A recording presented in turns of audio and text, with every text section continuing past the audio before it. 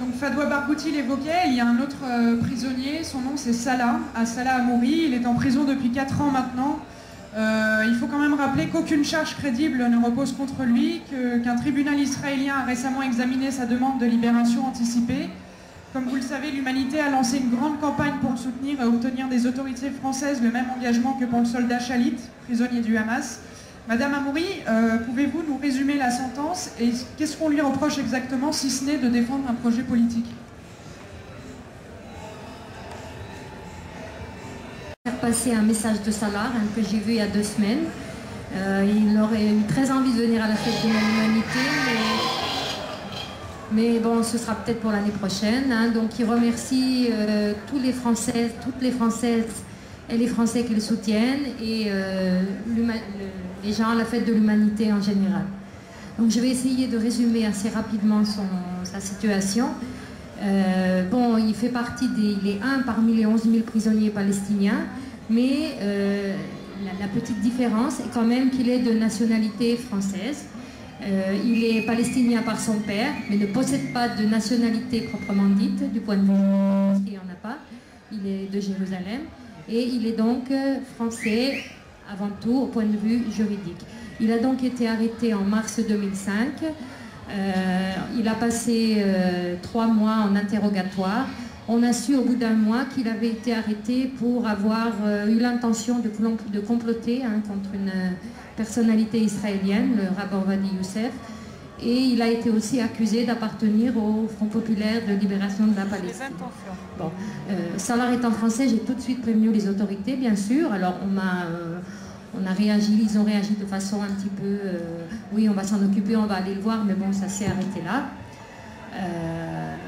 Quand le soldat, puisqu'on a parlé de Gilad Shalit, quand le soldat Shalit a été capturé, par contre, dès le lendemain, les autorités françaises se sont mobilisées dans la presse partout. On lisait Shalit est franco-israélien, donc il faut qu'il sorte de là, on va faire tout notre type. Alors je me suis dit, bon, puisque c'est comme ça pour l'un, ça doit être comme ça pour l'autre. Ça devrait être comme ça pour l'autre.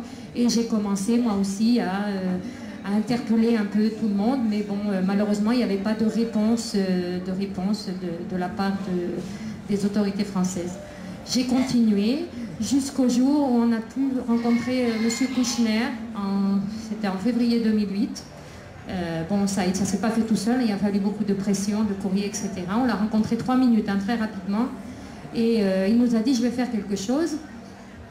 Effectivement, il a fait quelque chose. Le lendemain, on a eu un coup de téléphone de notre avocate qui nous a dit « bon, Salah doit choisir, c'est soit il fait ce qu'on appelle un plaidé coupable, c'est-à-dire qu'il reconnaît ce qui lui est reproché,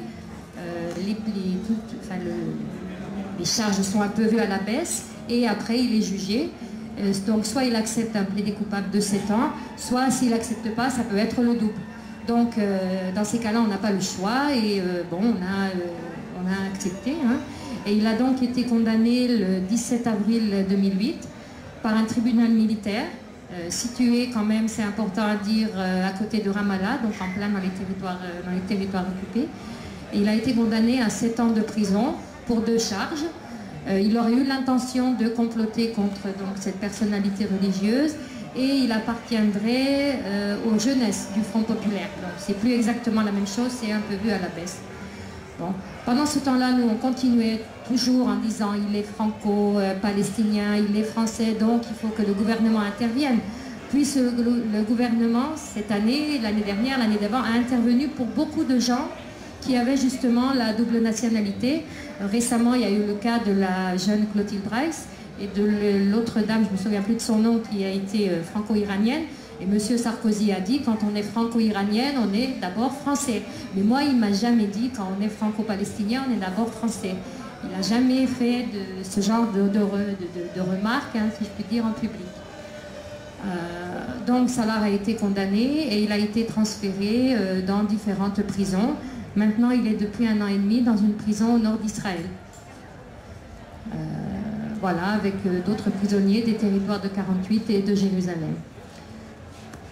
Là, on continuait toujours à interpeller, pas moi toute seule, il y a eu beaucoup de gens qui se sont mobilisés, beaucoup d'associations, beaucoup de personnalités, le journal L'Humanité, beaucoup de gens se sont mobilisés pour lui. Et finalement, on a pu obtenir ce qu'on demandait depuis longtemps, un rendez-vous avec le président de la République. Alors bon, on n'a pas eu un rendez-vous avec le président de la République, on a eu un rendez-vous avec son conseiller. Ça s'était passé en juin. Il y a quelques mois. Donc on a eu cet entretien qui s'est plus ou moins bien passé.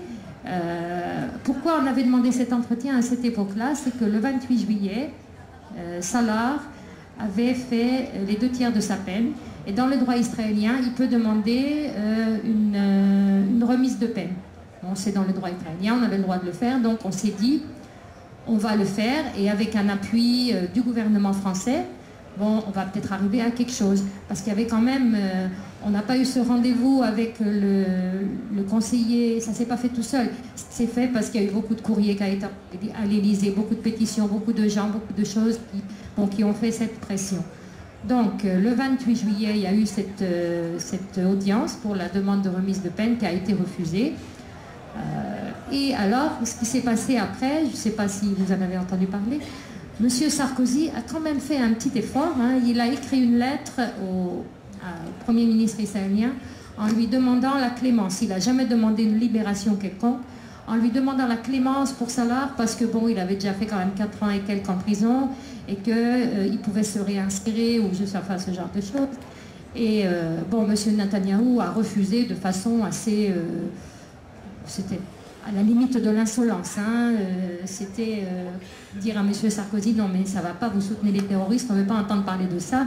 Et les arguments, c'était que Salah, de toute façon, était un individu dangereux pour les Israéliens, et qu'en plus, il n'avait pas regretté ce qu'il n'avait pas fait. Donc, on en est là. Après ces lettres et ce refus, il n'y a plus rien eu. Donc nous, ce qu'on voudrait essayer de faire, c'est de dire à M. Sarkozy qu'il défende le cas de tous les autres, comme il l'a fait récemment pour cette jeune Française en Iran. Et, Salah est toujours en prison. Je l'ai vu il y a 2 semaines et il va bien, il a le moral. Il espère toujours, on ne sait jamais, peut-être que quelque chose se produira, peut-être qu'il y aura un échange, comme elle doit, si Gilad Shalit est libéré, beaucoup de prisonniers le seront aussi, le maximum on espère. Comme elle a dit, Salah avait pris dans sa cellule des gens qui sont en prison depuis 30, 20, 25 ans, et c'est vrai, le monde change pendant qu'eux sont dans leur cellule et que personne ne pense à eux. Voilà.